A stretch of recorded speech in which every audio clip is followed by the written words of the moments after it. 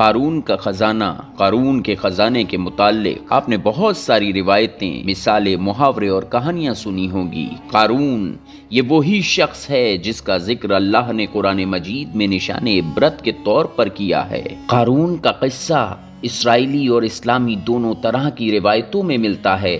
یہ بنی اسرائیل کا وہی شخص ہے جس کے خزانے کی چابیاں 300 اونٹوں پر لاد کر لے جائی جاتی تھیں۔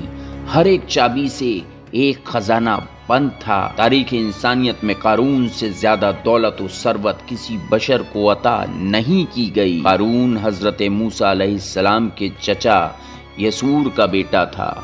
وہ نہایت حسین و جمیل آدمی تھا۔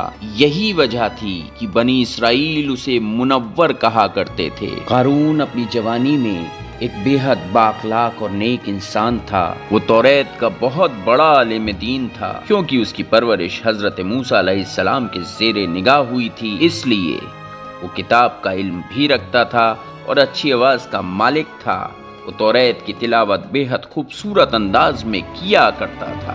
یہی وجہ تھی کہ لوگ اس کی بے حد دل کی گہرائیوں سے احترام اور عزت کیا کرتے تھے۔ قارون ابتدا میں حضرت موسیٰ علیہ السلام پر ایمان لے آیا، اور جب بنی اسرائیل کو قبطیوں کی غلامی سے آزادی مل گئی تو قارون ان کے ساتھ مصر کی طرف ہجرت کر گیا۔ وہاں اس کے حالات ایک دم سے بدل گئے اور اس کے پاس بے شمار دولت آ گئی۔ دیکھتے ہی دیکھتے وہ اپنی قوم کا بیشترین شخص بن گیا، جس کا ذکر اللہ نے قرآن میں کچھ اس طرح کیا ہے کہ بے شک قارون موسیٰ کی قوم سے تھا، پھر اس نے ایک قوم پر زیادتی کی اور ہم نے اس کو اتنے خزانے دیے جن کی چابیاں اٹھانا ایک طاقتور قوم پر بھاری تھی۔ ایک جگہ فرمایا، جب اس سے اس کی قوم نے کہا اتراؤ نہیں، بے شک اللہ اترانے والوں کو پسند نہیں کرتا، اور جو مال تجھے اللہ نے دیا ہے اس کے ذریعے اپنی آخرت کو سنوار اور دنیا سے اپنا حصہ نہ بھول، اور احسان کر جیسا اللہ نے تجھ پر احسان کیا ہے، اور زمین پر فساد نہ کر، بے شک اللہ فسادیوں کو پسند نہیں کرتا۔ جب زکوٰۃ کا حکم نازل ہوا اور حضرت موسیٰ علیہ السلام نے اس سے عہد لیا تو اس نے یہ وعدہ کیا کہ میں اپنے مال کا 1000واں حصہ زکوٰۃ نکالوں گا۔ جب قارون نے اپنے مال کا حساب نکالا تو ایک بہت بڑی رقم زکوٰۃ کی نکلی، تو اس کے دل میں لالچ پیدا ہو گیا اور اس نے زکوٰۃ کی ادائیگی سے انکار کر دیا۔ اس نے ایک گندی چال چلی۔ اس نے بنی اسرائیل میں سے ایک گروہ کو جو اس کے حمایتی تھے ان کو جمع کیا اور کہا، اے بنی اسرائیل، موسیٰ نے ہمیں بہت سارے آسمانی حکم سنائے اور تم نے اس کی پیروی بھی کی، لیکن اب وہ تم سے تمہاری دولت بھی لینا چاہتا ہے۔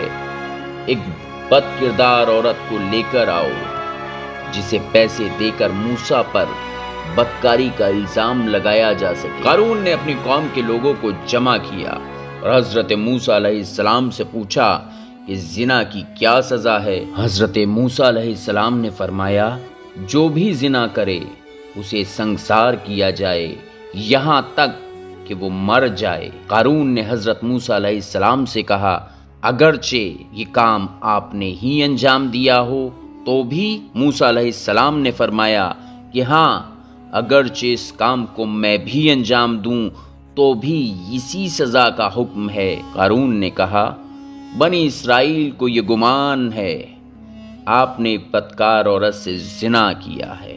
حضرت موسیٰ علیہ السلام نے فرمایا کہ اس عورت کو میرے سامنے لاؤ، لہٰذا وہ عورت بلائی گئی۔ حضرت موسیٰ علیہ السلام نے فرمایا، اے عورت، اللہ کی قسم جس نے بنی اسرائیل کے لیے دریا کو چیر کے خشک راستہ بنا دیا اور دریا پار کرا کر فرعون کے شر سے نجات دلائی، سچ کہہ دے کہ واقعہ کیا ہے۔